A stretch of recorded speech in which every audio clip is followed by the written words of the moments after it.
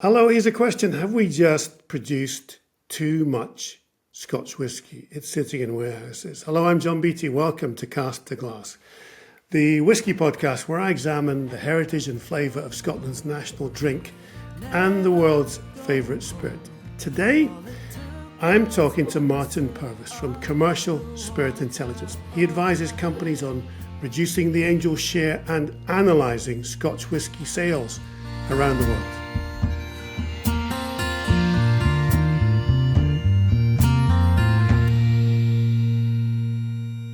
Martn Purvis, hello. Thank you so much for talking to me. No problem. How are you doing, John? I'm well, and I know you're away to America. What's happening? As I talk to you, you're about to go to America. I'm heading out to San Antonio I'm actually speaking at a whiskey conference, a thing called ADI, which is the American Distilling Institute conference. So there'll be lots of US-based people at that. So I'm heading out there on Saturday. So, what do you teach them? Or what are you talking about? I'm trying to teach them about the difference between various toast and char levels and how that might impact what they're doing with their liquids. So on new barrels, that is. So a little bit different to Scotch, but they're very interested in new barrels for bourbon. The reason we're talking is I went on LinkedIn and I've seen some of your posts, and you analyse, for people watching and listening, you analyse the whiskey world, the volumes, the value. Yeah. You also talk about barrels. You talk a lot about whiskey. So can we go through that bit that I saw you post the other day, which was effectively the amount of malt whiskey, Scotch whiskey, being exported, and it's gone past a peak. What's happened there? Yeah, so one of the things that I do is we publish in conjunction with a guy called Duncan McFadgen from Noble, which is an investment bank that services the whiskey industry. We have a commercial newsletter on Substack called Commercial Spirits Intelligence. And one of the things that we look at closely is any data that we can find in terms of exports and sales figures, anything like that is like our nirvana for us. And one of the things that been able to teach myself to do is to analyse the UK export data, which comes out from HMRC every month, and we've just ticked past the June data was issued last week, I think. So we had a good look at that to see, and it's really detailed, and it shows the breakdown of how much Scotch has left the country and where does it go to, and in what format. So we had a little look at that, the headline numbers 6 months into 2025 with all the headwinds that are out there, and probably the headlines are as follows. I mean, value remains pretty strong, but volume is under a bit of pressure versus this time last year, and certainly versus 2022, which was the post-COVID peak. Everyone had spent a lot of money on restocking their drinks cabinets and all those good things, and all the free money that had been around from COVID had washed through. So. But the other key headline there was that malt whiskey. Now, malt whiskey is really interesting because it can only leave the UK in glass bottles. It can't go in bulk format. So we looked at that, and malt whiskey has really had a hard time over the last couple of years. It's 40% off the top in terms of volume, and it's 12% down 6 months in year on year versus last year. And really, it's just trying to understand that. So I think some of that has been offset by bulk exports to various countries like India, and obviously there's a trade deal now out there which is going to help that market, Japan and places like that. So and bottled other products, so blended Scotch, blended malt, and bottled grain is steady away, but malt's really had a tough time, and I think in terms of the industry here, that's hits a certain demographic of distiller versus the big guys. So. The reasons for that are probably really multifaceted and not super well understood, but there's a lot going on under the bonnet there, and that's what we saw. Okay, well that's interesting. What do you think that is all about then? Because if the big boys can produce their blends, etc., and all the different names and stick them everywhere, the newer, the smaller distillers are producing single malt, high value single malt bottles of whiskey. Why is that not selling? Yeah, I think it's a great question. I think probably, and I look at this from a consumer point of view. I'm a consumer of whiskey first and foremost. That's how I got into the trade. Before studying it from a scientific point of view and a commercial point of view, I look at it and I think, the trade has really done a good job of premiumising, certainly single malt, especially. But now it's becoming, even 10 years ago, I've been fortunate. I work in a business and had access to loads of good product, but it's still expensive. And 10 years ago, I would have been drinking, the odd bottle of 18-year-old single malt. These days, I'd probably get a row if I came home with a bottle of 18-year-old single malt, given the price point it's at, because it really has gone up in value. Well, how much would you be paying for that? Oh, I mean, obviously it varies, but there's no change out of £100, and you probably, for a Macallan 18, it's probably three times that. I don't know off the top of my head, but certainly it's a lot of money. Versus 10 years ago, it wouldn't have been anywhere near that. So I think probably there's a part here where, premiumisation. Everybody wants it because it's better value for a single bottle and a single case and a load. But at the same time, does it become out of reach for your average consumer? And ultimately, whiskey's a business which is, built on the foundation of everybody's drink, especially in Scotland. And if you make it more difficult for people to afford, then how do people, how do my kids access that, that level of product going forward? And where's the next generation of consumer coming from? So that may be something. I think there's obviously a large amount of stock in the trade all around the world, which has filled up warehouses and gathering dust, and that hasn't moved through. People are, on a macro level, uncertain. There's a lot of challenges in the world right now, as well trailed in the media. We're getting taxed really hard. Everywhere's pretty much the same. I think it's not just the UK. We have high duty here, which doesn't help. I think also the competition, for Scotch is increasingly difficult. I mean, every category is doing a good job of trying to promote their wares, and everywhere is struggling. So everyone's got this commercial imperative to try and push their product. And I think probably I look across to my drinks cabinet, and yes, whilst there's Scotch there's several bottles of rum. It's really good value as a product from good producers, high quality gins, you name it. So I think there's a lot of competition, and drinkers are far less loyal from my perspective. You see out there people are a bit more gregarious about what they want to look at.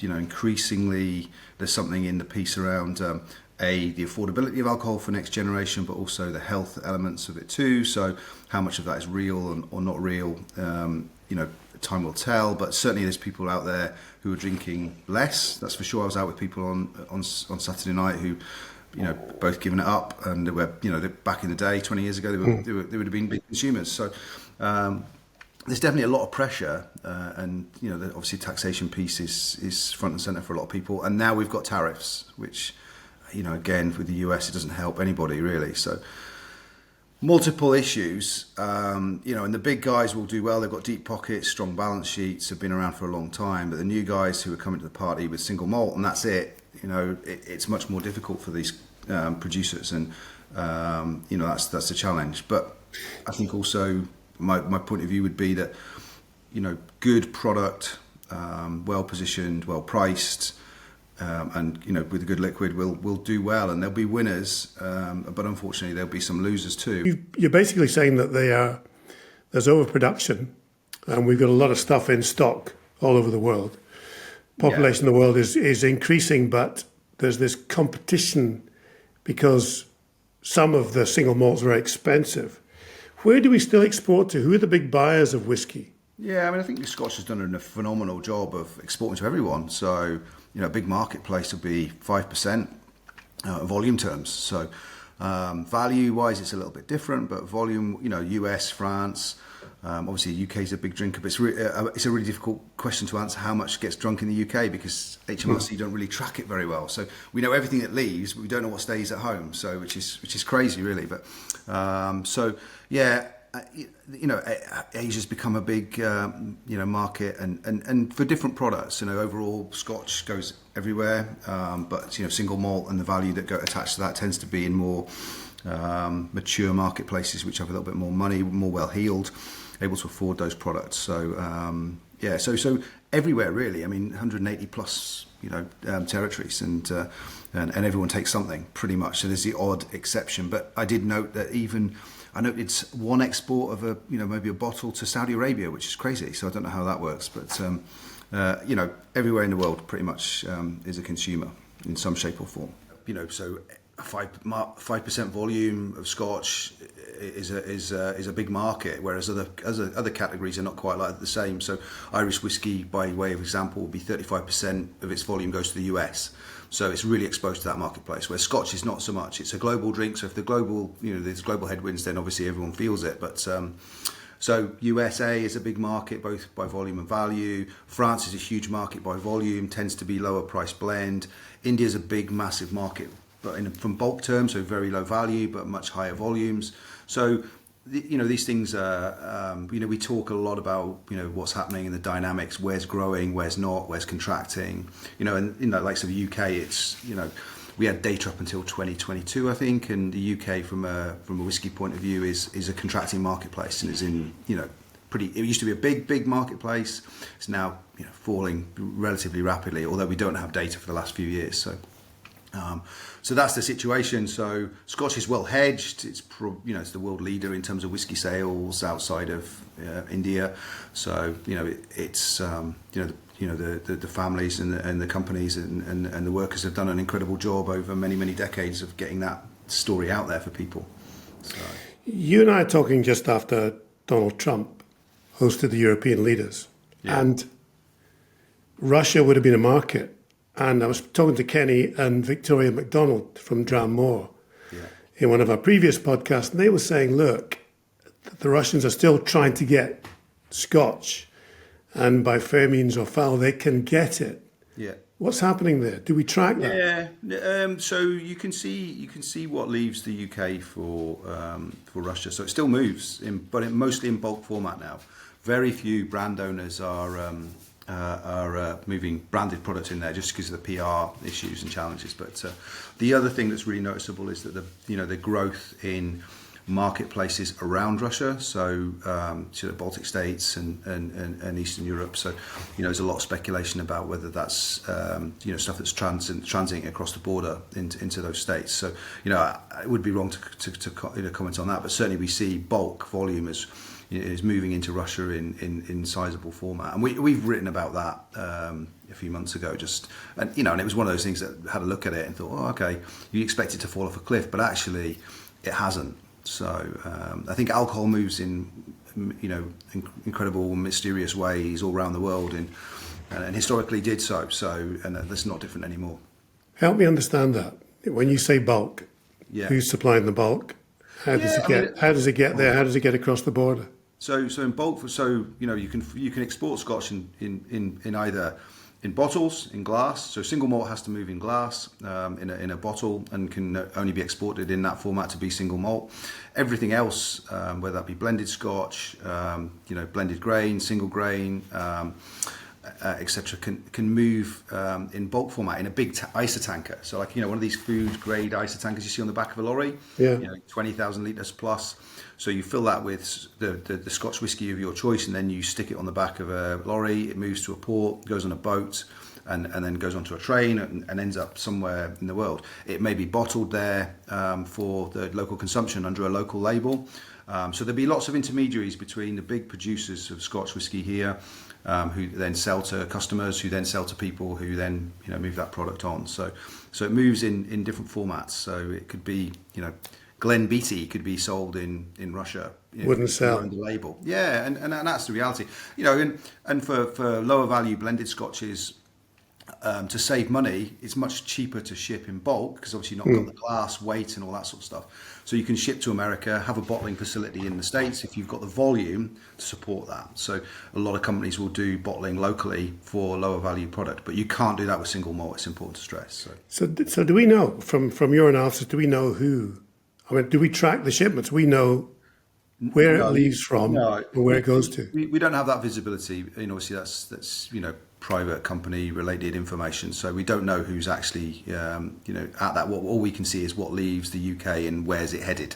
So obviously, and if it's headed to somewhere in Eastern Europe, after that, who knows what happens to it because we lose visibility on it. So that's the tricky part. But obviously you can see what's going directly into Russia, and it's been reasonably significant. I think that's probably something that people don't really notice or realise. That's not good, though, is it? Well, I mean, it's business, but it doesn't sound good. It's a bit like gas and oil and booze and all these things move around the world, and it's not for me to comment on what the rights and wrongs of it all, but trade happens, and it's I used to work in the oil industry, and people will still be buying gas from Russia. It'll be in the pipes in various formats, and oil will be moving around the world and different tankers, and it's the same format. So I think branded products is a different story, because obviously that's directly linked through to a producer in the UK who we can track and obviously hold accountable. But for bulk products and white label, it's much more tricky. What are the headwinds heading? I mean, hopefully markets ease up and there's an ability for Scotch to go around the world. But in terms of barrels, I know you help people find barrels too. What are the big stumbling blocks to many of the... Because whiskey is this unique industry, isn't it? Speaking as an old accountant, you bring in lots of money, you borrow money, or you get investment, and you produce stock, but there's no income for a while unless you're producing something else. It's a unique kind of business. What are the major hassles just now? I think the biggest hassle right now that we would see, and again, it's difficult to know exactly how it's playing out, but for most brown spirits, that matured in barrels for a period of time, the biggest challenge right now is that, there's probably too much maturing inventory versus the current sales. Stock. Yeah. We've just made too much stuff. Yeah, we've got, I joined the trade in 20 odd years ago, and in that time, and even now, all I've seen is warehouse building. And if you look back over time and see how much Scotch has actually, how it's performed and exported over time, it's probably grown at 1% to 2% compound growth over that period. So nice, steady, sustainable growth. And what we see is huge development of warehouse complexes all across Scotland to mature liquids, and lots of casks. Nobody really knows what the number is that's sitting here. We've asked freedom of information to HMRC and been rebuffed, but that number is available in the USA, and the USA has a similar challenge in terms of what the inventory level looks at versus consumption versus usage, and it's scary the amount of stock that's sitting there first, and who's going to drink it all. Yeah, because stock only has a value if you can sell it. Well, that's right, and the good thing for Scotch whisky is historically it's been great because it's a 3-year-old whiskey is typically cheaper than a 10-year-old whiskey, and a 10-year-old is typically cheaper than a 20-year-old whiskey. So as you get older, the stock tends to get more valuable, but only if there's somebody to, you need a willing buyer, and as you get more expensive, there are fewer and fewer people who want to spend a lot of money on those whiskies because they can't afford the bottles. I mean, you see every day, a 40-year-old or a 50-year-old or an 80-year-old whiskey, which is ridiculous money, and that's out of reach from the majority of your average whiskey consumer. So you need a willing buyer of that product, and if you've got a lot of liquid, where does it go? Where does it end up? And it's the same for Irish whiskey, and the same for bourbon, US whiskey, etc. And I think we're a little bit shackled by the fact that we don't have good visibility on that number in terms of what the stock to use ratio. Every business will have a view on their own position, and I think there's currently now a bit of a reset. So less production because we've got a lot of stock, and actually who's drinking it is it's expensive to hold that stock now, whereas previously interest rates were cheap, so it was easy to finance and that type of thing. So lots of challenges in that space for the industry just to almost reset itself. But I think probably we've been a victim of the situation where most salespeople and marketeers, they don't tend to forecast a downturn. They tend to forecast only ever upward growth at 5%, and we haven't been doing that. So we had a little bit of an aberration in 2022 where we peaked out, but we're well back down to, and we're back at now probably 20-year average pricing, our volumes, I should say. So, but volume pricing, value has stayed high, so that's probably the good thing that's helped the industry out. So, what we've been selling for more money. So it's more expensive. Yeah. But then the costs have gone up. So you're balancing out lots of different things here, which is incredibly interesting. I mean, it's, the more you learn, the more you want to find out.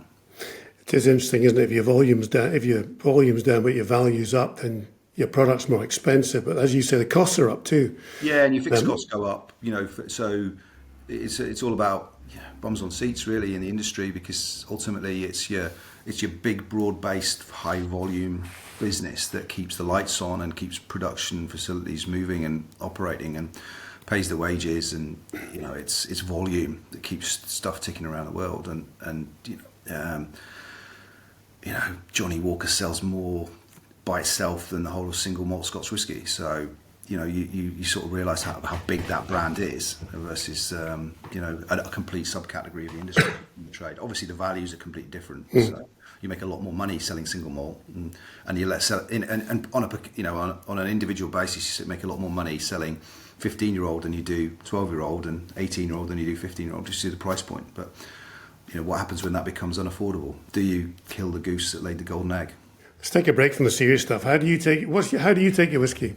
Well, I used to be, as a erstwhile, blender a long time ago, not for very long, but always with water. But now increasingly, probably a bit more gregarious with my drinking, and certainly I'm prone to the odd piece of ice, especially in the summer. So that's how I would go. I quite like a whiskey sour. I quite like an old fashioned as well. So probably again, like much more gregarious with my drinking, which is probably reflective of society in general, I think. But yeah. And if you had to pick one whiskey? Probably two that are close to my heart. I think when you've worked somewhere, like I worked at, full disclosure, I worked at William Grant's, and I think for value for money, Glenfiddich 15, incredible whiskey for a phenomenal price point. And I also have a very soft spot for Balvenie Doublewood as well. So, having worked with both those products, really phenomenal value for money. So those are the two that I really enjoy. I was looking back at some of your old blogs. You had a lovely old blog I read in detail called Toasting of Staves. Goodness me. That was a while ago. Just explain, because I read it and thought, wow, this is deep. Yeah, it's interesting because I'll be talking about that at the weekend, I think probably in simplistic terms for I always think of it as like toast. Right? Flavour comes from toasting your bread, and if you toast your bread nicely, and you put some butter on it, it tastes great. But if you burn it, it tastes horrible. And interestingly, the flavour in a new barrel comes from toast, the char, whilst it's required for the bourbon regulations, doesn't add a huge amount of flavour. Pure char in itself is just carbon. It's like a carbon filter. Yeah. It cracks open the surface of the wood, allows the liquid to get into the toasted layer. And even if you didn't toast the wood, there'd always be a toast layer at the interface between the char and the fresh wood. So ultimately, that's how it plays out in my simplistic mind. So, so there's various levels of toast, and one of the companies that I do most of my work for, Calvin Cooperage, we work with old-fashioned hand-toasted over oak pieces. So like a bit like the wine industry, and with a prolonged toast, like deep wood heat penetration into that wood, and you need about 200 degrees C in the centre of the stave really to help break down compounds from lignin. They break down into derivatives which are accessible by the whiskey spirit and are really flavoursome. One of the key ones, vanillin, which is, funnily enough, smells like vanilla. Cookies, biscuits, that flavour that most people will recognise. And do you know? I bet you most people watching or listening don't realise that the barrels are toasted. No, I don't know. And sometimes they're not, and sometimes they're just purely charred. But you do get this toast layer at the interface because wood's a good insulator. So, but it's a key part of the process, and you can dial that in and produce different flavors and different. We worked with a lot of companies, on specific brands where they're looking to dial up those credentials, and fundamentally consumers really like fire. If you post a picture of fire or barrels on fire, it gets really heavy engagement. Well, that blog had that picture. That blog had a big picture of fire. It does, and people, because it's primeval, and also if you see it live, it's the smell, the sound, the noise.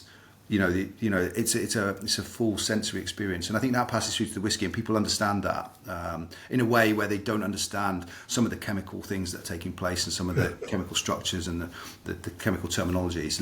Most people get a little bit left cold by high school chemistry. So, but again, one of the interesting bits about your LinkedIn page is you do link to some of these pretty not academic's the wrong word, quite studious analysis of taste. Yeah, You advise companies on taste. a little bit. So, I mean, probably the key things that, you know, other than outside of barrels and the commercial side of things, the key things that really help people, you know, have done this in business and now help, you know, customers out is two things. One is reduction of angel share, so minimizing loss, because obviously you want to, some loss is required to make mature whiskey, but we want to minimize that to a level which is as efficient as possible, because you don't want to make product and then lose it. You know, if you're making tea bags or cheese, you'd never accept loss at the levels that Scotch does or whiskey does. But because it's required, you know, you want to try and minimize physical loss as far as possible and cut that down. And there's ways we can do that. And the other thing is improving quality of barrels. So what do we do in terms of, you know, improving the flavour and helping people out with choices and decision making around what they can do with their product portfolio. And, you know, I'm really lucky I get to speak to most companies in Scotland and Ireland and around the world about, you know, what to do and what their choices are and what they may have. How do you, I mean, I'm a cyclist. You know, I'm not an Olympic cyclist, but I commute by bike. And you can put all the air you want in a tyre, whether it's a tubeless tyre or an inner tube, and you will lose the air. Yeah. You know, tyres go down because the molecules are too small to be kept in by any kind of rubber coating. Yeah. How do you reduce the angel share? How do you reduce the amount of loss in whiskey maturation? Yeah, and I think simplistically you've got two elements to it. So like a barrel is like held together by steel hoops, effectively. So lots of gaps. So what you want to try and do is minimise as far as possible physical loss. So that's all drips of liquid. So there's lots of different points where you can manage that. Evaporation is going to be driven mostly climatically. You know, where's your warehouse? You know, the difference between southwest Scotland and northeast Scotland is, you know, can be quite significant in terms of in the changes, just in terms of whether you're on the north side of the complex, south side, south wall, what position you're in, the bottom of the warehouse, the top of the warehouse. Are you a palletized warehouse where the barrel's under quite a lot of stress, or are you a racked warehouse where it's not?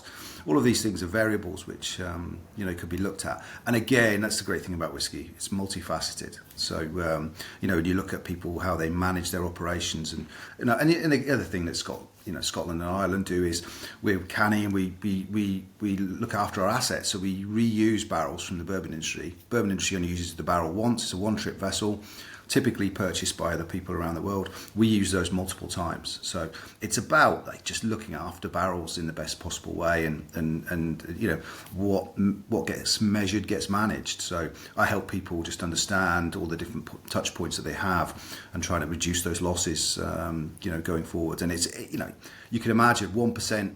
You know, I live down the road from a complex which has got probably 10 million barrels. You know, the amount of evaporation that's taking place from that location is really high. If you reduce that by 1%, it's a huge number. So incredible commercial value here. And if it was a pipe of liquid running into the river, it would be instantly shut down. But because it evaporates into the wider atmosphere, it's been seen as okay for many years. So, you know, that will evolve and change. And obviously it makes stuff go black as well. That's the other thing, which is people don't like who live nearby. So, you know. I've enjoyed talking to you, Martn. I could talk for hours, I think, but you won't have hours free, so we can't do that. No. One of your posts I saw on LinkedIn was about Africa. Yeah. This big potential market of Africa. Yeah. Are the Africans buying whiskey? Will they buy whiskey? Will we sell them whiskey? Yeah, I mean, they do. It's probably, you said it was a complicated market. Yeah, it's a complicated market, and obviously it's immature in terms of its whiskey drinking. Certain markets are really big: South Africa, Nigeria, some of the Eastern African countries, and holiday destinations typically have a lot of imports. Now, stuff will move around quite a lot, and obviously you've got religious and demographic challenges there, affordability, but. You know, I was very lucky before I got into whiskey. I travelled extensively in West Africa, and a real strong affinity with malted beverage in West Africa. So really heavy drinking of Guinness and strong beers. So the jump from that to whiskey is not difficult. So I think it's still a burgeoning market with much potential and huge population. You know, obviously some of those countries are. You know, religious beliefs mean that they don't drink a lot of product, but definitely the potential in that continent in the longer term, medium term is really strong.